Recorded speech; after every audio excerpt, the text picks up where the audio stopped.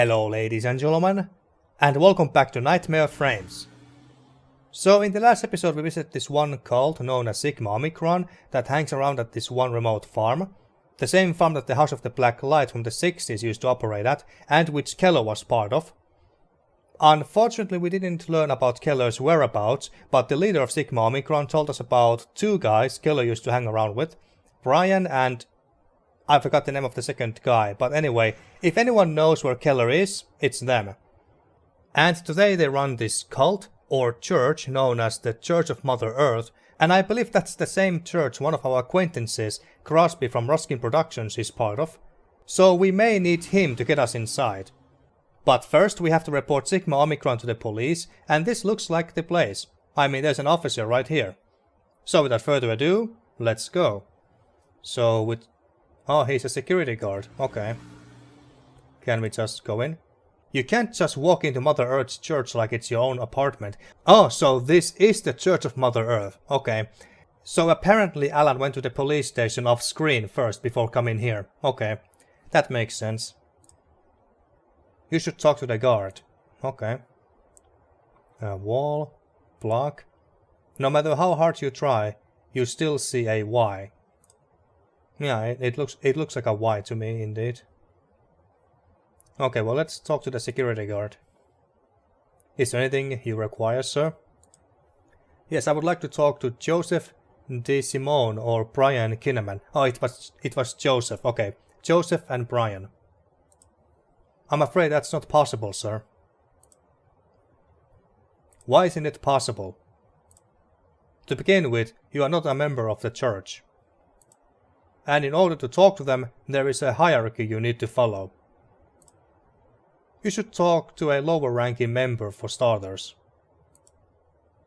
May I speak with a lower ranking member then? Sorry, sir. You must be a member of the church for that. Of course I must.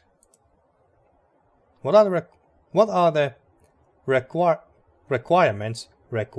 Requisites? That's a new word for me. I assume that means requirements. What are the requirements to become a member of the church? I don't know, sir. What do you mean you don't know? I only take care of the front gate. But you must know something. If you know there's a hierarchy of that kind, you also must know that how to become a member. Aren't you a member yourself? Well, whatever. What do I have to do to talk to DeSimone or Kinnaman? Being a member of the church and being sponsored by a lower ranking member, as I already told you. Okay, fine. Well, good evening then. Good evening, sir.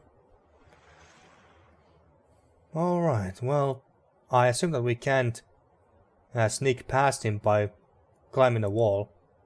You can walk down a few feet and jump over the wall without being spotted by the security guard. Oh really, can I? Although the ones who will probably see you are the other 6 who make their rounds inside the inner perimeter.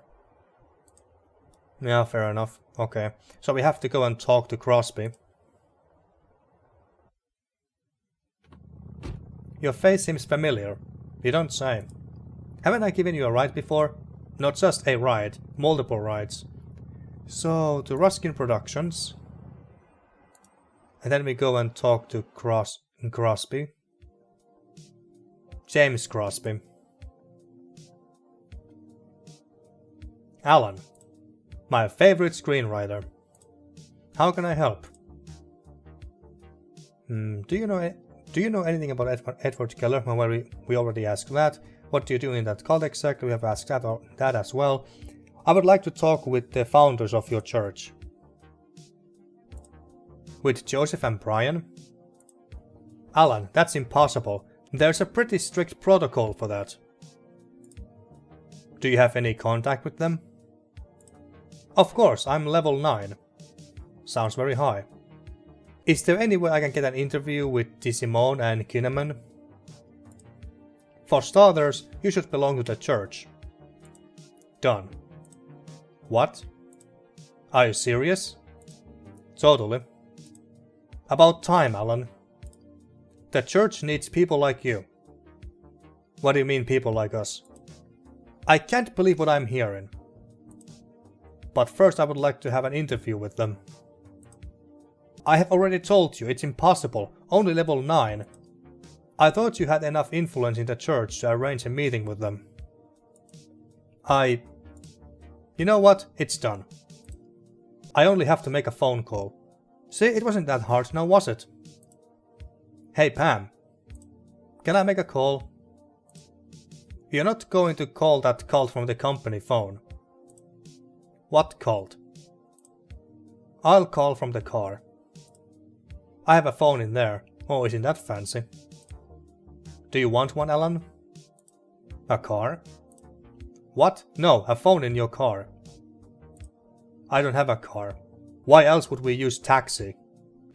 You will. I have to stop somewhere else first. I'll call on the way. See you in front of the headquarters in... How about in half an hour? Sounds good to me. Alan, you have just made the best decision of your life. Well, we'll see about that. Did you hit your head or something? What? Are you really going to join that pack of morons? Me? Not in a million years. I just want to... Never mind. But don't worry, I'm not joining the Church of Mother Earth. Hey, do whatever you want, it's none of my business. But I appreciate you getting rid of that bore. Okay, so we are done here. Do we just go to the headquarters straight away? So, to the same gate, in other words. Hey friend, have you heard about Rock Hudson? Again, no I haven't. Church of the Mother Earth.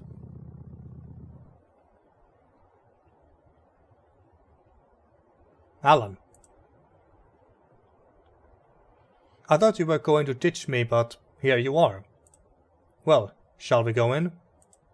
Of course. Not everyone has the privilege of meeting Joseph and Brian in person. Consider yourself lucky. Yes, we are very lucky to have you as our friend. Come on. Good afternoon, Chris. How's the family? Very good, Mr. Crosby. Thank you for your interest. Meet my friend Alan Goldberg. Soon to be church member. Pleased to meet you, Mr. Goldberg. We have an appointment with the Founding Fathers, if you'll allow us. By all means, go ahead. Well, this looks fancy. James, nice to see you again. She kinda reminds me of Monica from Friends. Belinda. I went to the movies yesterday to see your latest film. Yes, did you like it? Outstanding. A great performance. Thank you. This must be Alan Goldberg, right? Yes. Alan, this is Belinda Morgan, our public relations officer. My pleasure. That's one of our founders, Brian Kinnaman. What, that old guy? Pleased to meet you. I am honored that you want to join this great family, Alan. And finally, our dear guide, Joseph DeSimone. Oh, he's over there, I didn't see him. James. Our most international ambassador. Oh, I wouldn't go that far. You know what, Alan? Your promotional tours do more for the church than 100 PR people. No offense, Belinda. You always say that. It's the truth. Okay, dear James, let me get to know our future member better. Of course. Come closer, son. What do you know about our church? Not much. Maybe we should have asked Crosby that what they do again. That you are nothing but a fraud? You spend your time talking to the earth? Maybe I should have picked the other option, just to see their reaction. Well, rather it is Mother Earth who speaks through me. Of course. The conversation is one-sided, I cannot communicate with her. Well, isn't that convenient. The church is nothing but a conduit for our dear mother's wishes. She has remained silent throughout all human history until 25 years ago, when she decided she had had enough. We try, as humbly as possible, to follow her teachings and in the process to progress as species in order to be more respectful of her. The only purpose of our life is to relieve her cries of pain. According to James, you were skeptical of our doctrine. Tell me, son, what made you change your mind? I have seen the light. I'm sick of the life I lead. Well, I need some information. Of course. You will be given all the information you want. For now, would you like to talk about your future in the church? More like your past. What? I need information about Edward Keller. I don't know that name. Is he a member of our church? Not this one. He belonged to the House of the Black Light. Who is this man, James? Oh wow, he looks pissed. Are you a fucking journalist? Edward Keller. You met him in the late 60s in a satanic cult in... Blasphemy! Everyone knows where Joseph was in the late 1960s. Do they know? He was working in his Iowa farm when he received the first revelation from Mother Earth. Yes, he was in a farm, but not in Iowa. It was in Simi Valley. How dare you imply that Joseph was a Satanist? Alright, let's all calm down. Let's not get nervous. I just want to know where I can find Edward Keller. Then I'll leave and you can keep talking to the Earth or any other planet you want. James? Get this man out of here. Get him away from my sight. I never in my life want to see him again. Alan? You have to go. Help me calm things down a bit here, James. I don't know what the hell I said to make this man freak out like that. Let's get out of here. Do I need to call security? Let's go. Well, that didn't go well. I'm sorry, Joseph. I had no idea about this. Demote James to level 6. Well, shit. That way he will think twice before bringing this sort of blasphemy into this holy church again. What the hell is wrong with you? What were you thinking of? What did I say? What? You accused Joseph of being a Satanist. Joseph. Kindness personified. It's the truth, damn it. You are lying. I might not be able to convince you that the Earth does not speak to that Bible thumper, but believe me when I tell you that this guy is lying even about his background.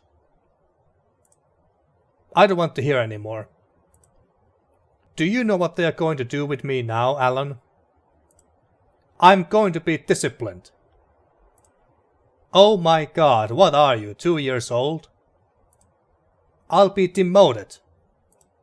Do you know what that means? Look, James, you're a good guy who's been taken for a ride with all these Mother Earth fantasies. Do yourself a favor and get out of this damn cult. You don't need them. You are rich and have an established career.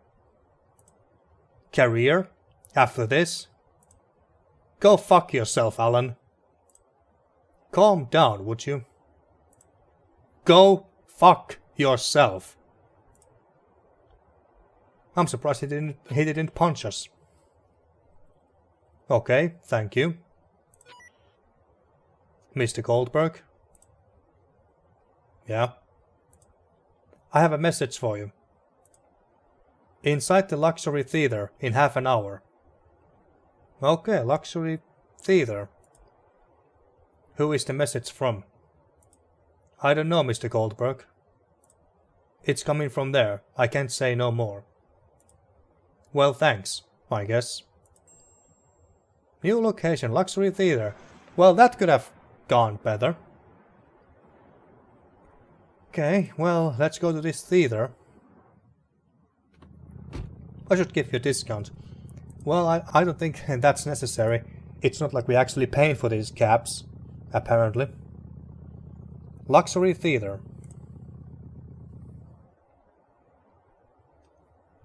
Loving Harry. 5:30 p.m. 1 week increase. 7:30 p.m. Okay. Does it matter which door I take? Ticket clerk. I guess not. Can I just go in? Wouldn't it be great if everything were free? Buy a ticket if you want to enter the movie theater. Okay, so we have to buy the ticket from out here before we can even step inside. Okay. Hello? Are the movies worth it? Oh yes, both were nominated for the Golden Globes last year. They are just porn movies, dude. If they get you horny, they have done their job. Oh, it's that kind of movie theater. Someone is waiting for me inside. Sounds good to me. But no sex in the screening room. Find yourself a motel when you get out of the theater. Okay, I'm Alan Goldberg. Has anyone asked for me? The clerk gives you a condescending look. I guess not. Well, one ticket please. I wanted to avoid buying anything, but hey, it's not like we need to worry about money anyway. $2.50. Here you go. So we got an entry ticket now. Thank you. Can I now go in? Thank you.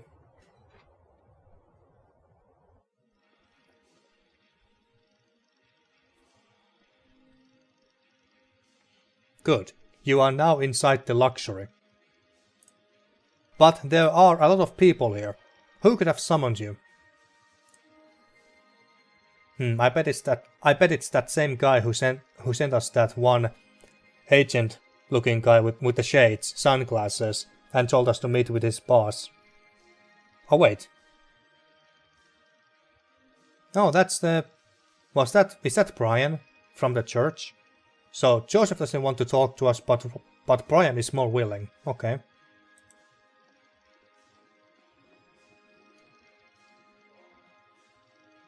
Goldberg. I'm glad you came. Nice place to meet up. What the hell happened in the church? Nice place to meet up. After what happened at the church, I don't want to risk anyone seeing me with you. You know what the church thinks about homosexuality, right? So what better place than this to be able to talk at ease? No one would believe that one of the founders of the church has been seen in a gay porn theater. Oh, so that's the kind of porn movie that we are watching right now. And what the hell? I wanted to watch something interesting while I waited for you. Interesting, you say? What the hell happened in the church? Please excuse Joseph. He has been taking this persona of his quite seriously for years. He actually believes he grew up on a farm until the late 1960s when Mother Earth spoke to him. He has forgotten everything that happened in the House of the Black Light. Or so he would have people believe. He went ballistic. He has worked too hard on his messiah complex for a stranger to come along and take his story apart. Forget about him. You knew Keller, didn't you? Of course. Keller, the House of the Black Light. We were there. How did you find out? Perhaps it is true that I am a seeker. Oh, that's the guy with the shades that I mentioned earlier. He didn't see us? So, Edward Keller. What is your interest in him, Goldberg? I'm looking for his lost film. I can tell you about it. Oh, can you now? Edward, Joseph and I met in the mid-60s. We bonded over our fascination with demonology and Satanism. At the time, Los Angeles was a counterculture hive. Anything that departed from the norm was welcome. And Satanism fascinated all of us young people in the counterculture. We heard of the existence of a 14th century book written by a European aristocrat who had an interest in alchemy. A treatise on primordial fear was one of his best known works. What's the book about? No one knows, but it's rumored that it was written in human blood and that it could have an influence on whoever read it. Oh yeah, that's the book. That's most likely the book that the leader of the Sigma Omicron mentioned in the last episode. Keller was reading this book once, and it made other people around him nervous. For power-hungry men like Joseph and Edward, that was a godsend. Since we didn't even have a place to drop dead, we founded the House of the Black Light with the intention of having a place to live in, and from where we could conduct our search for the book. But it got out of hand. As more new members arrived, we abandoned our research and turned to drugs and free sex. Those were good times, I must admit. Or they would have been if it wasn't for Edward. What happened with Edward? He was a psychopath. He enjoyed using fear to control people. His own wife and daughter feared him. Yeah, we know about that. He reveled in it. He began to impose punishments on members who didn't follow certain rules. I objected to it, but Joseph seemed delighted with the idea. What kind of punishments? Branding people with a hot iron, pulling out their fingernails, leaving them locked up for 3 days in the water tank? Barbaric shit, Goldberg. I still feel guilty that I didn't put an end to it. People accepted it, without complaint. Joseph took good care of brainwashing them.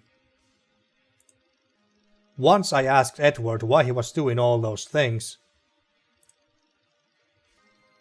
I could read between the lines that he had a horrific childhood.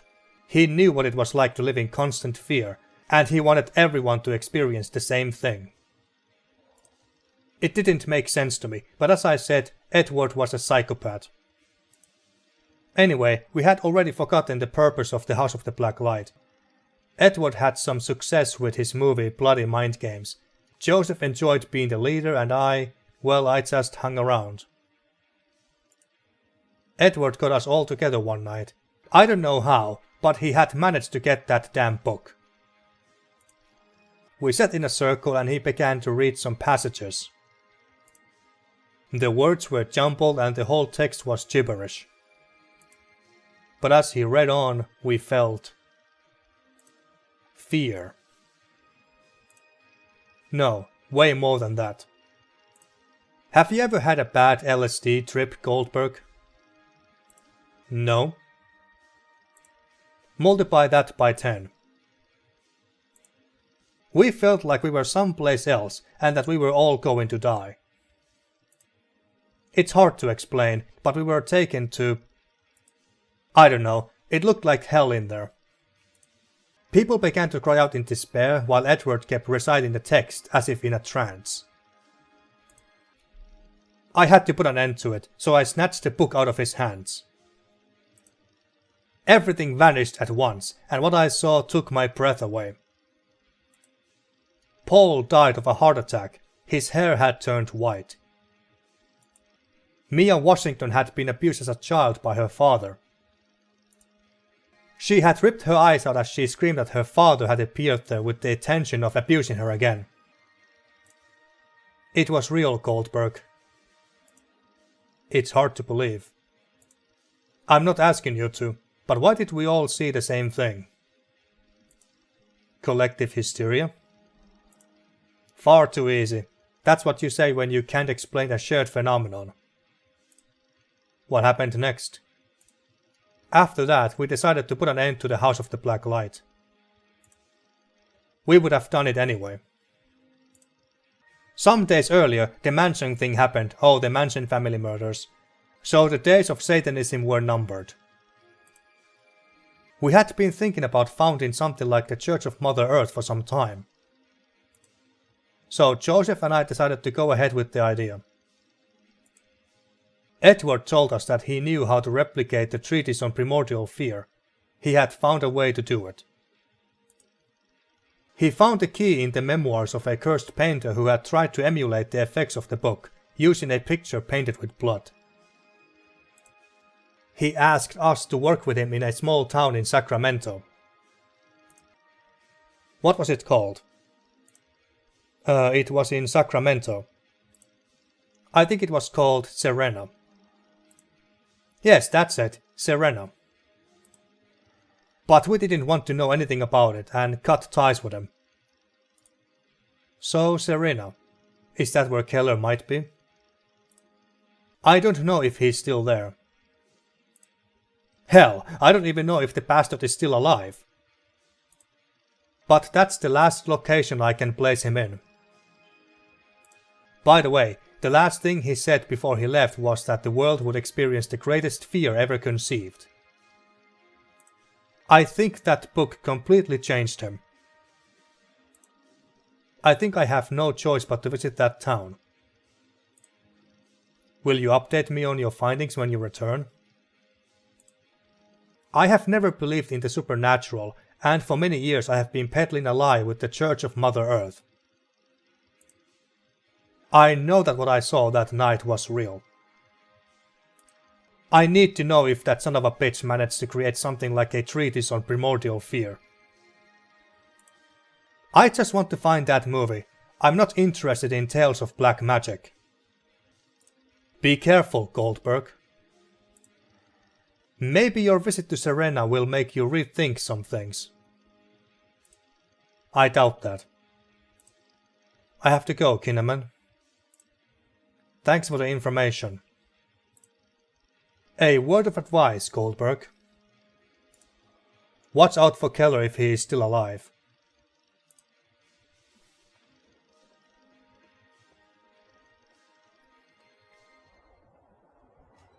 Oh,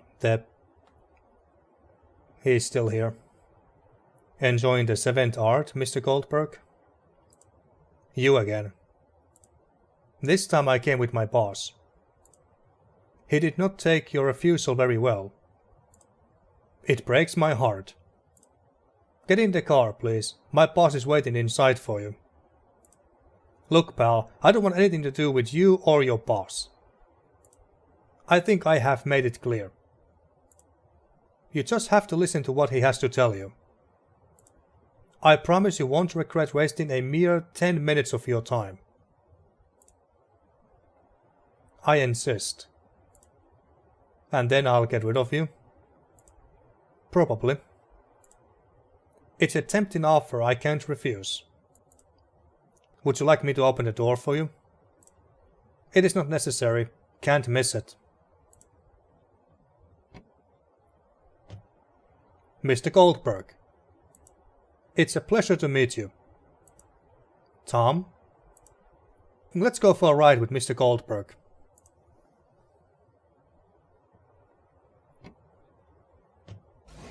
Okay, so who is this old man?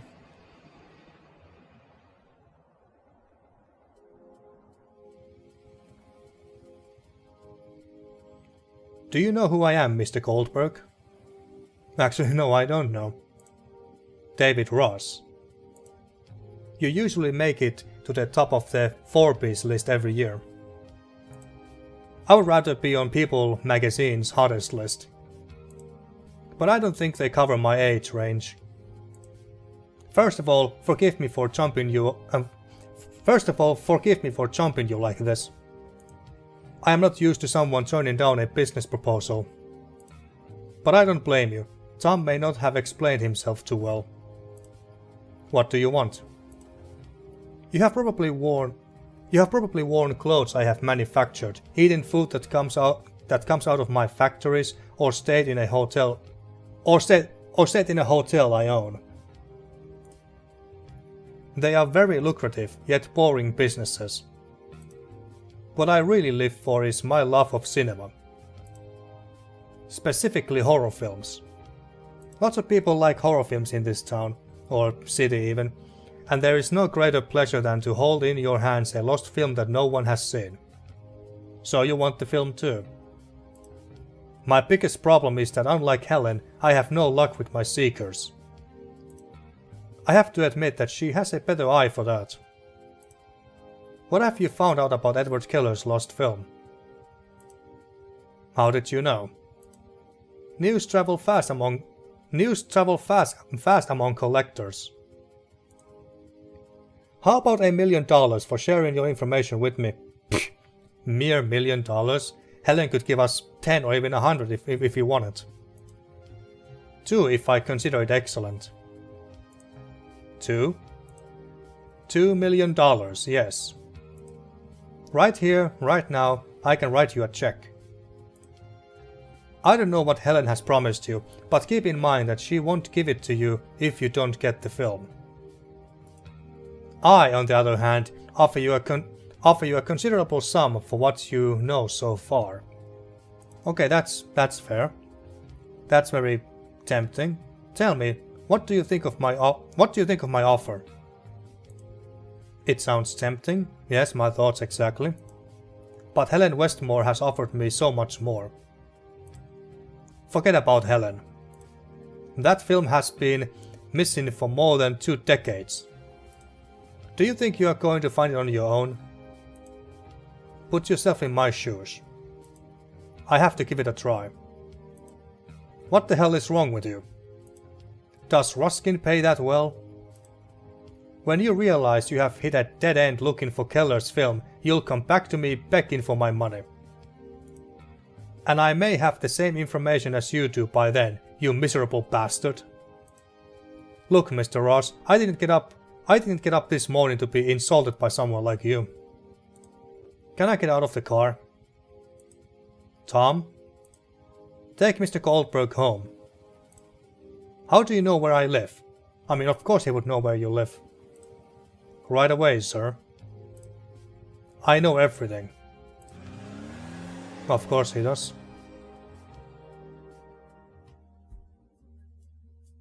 $2 million. You keep going over Ross's words in your head. Could he be right? Is Serena just a dead end? $2 million.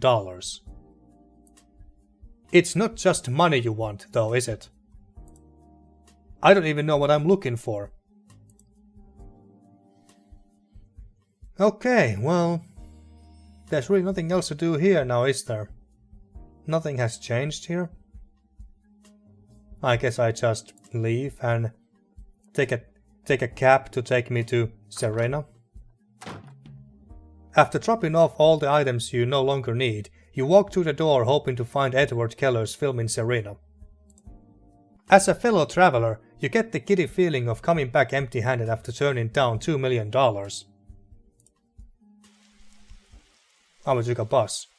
Hey you, the one in the back. Wake up. Me? Who else? There is no one else left in the bus. End of the line. In the middle of nowhere? I already warned you that I was not going to enter Serena. This is as close as I can get. At the bus station they told me that the bus station keeps ignoring our complaints. We are sick and tired of telling them to stop selling tickets to Serena. What the hell? They should get rid of the stop. No one travels to Serena. Except for you. I don't know what business you have there, but if you want to come back with me to Sacramento, now's the time. No, that's not possible. In that case... Your stop, sir. But... Your stop, sir.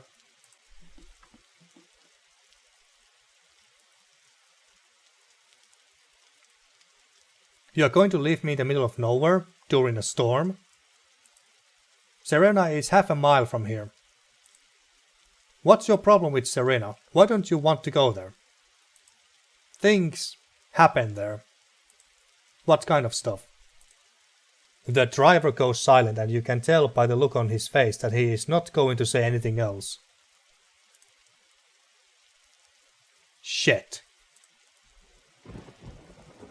Okay, well, can we talk to the driver some more? At least try.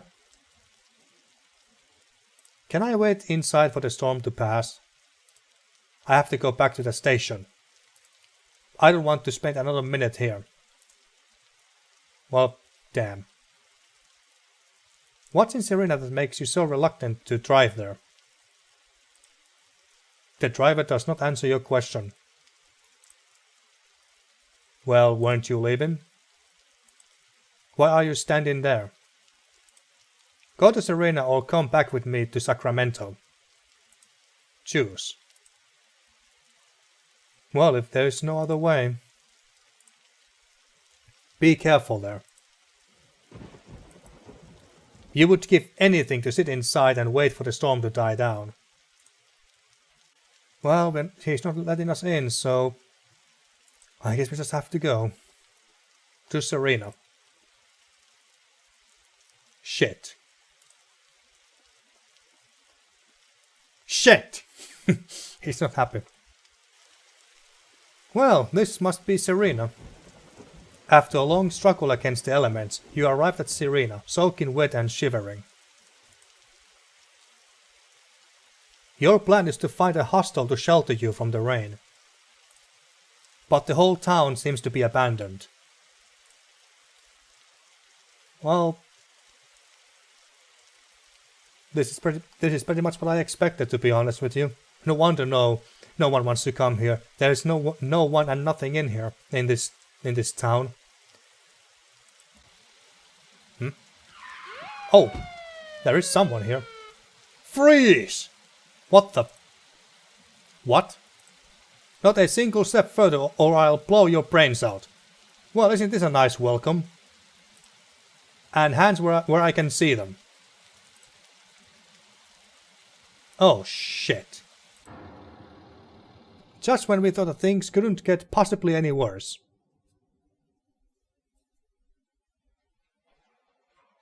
Well, at least we got shelter, that's something. Neither the constant sound of rain on the roof nor the annoying musty smell have prevented you from sleeping relatively well. Although nothing made you think the day before that you would end up in the cell of a police station in a godforsaken town.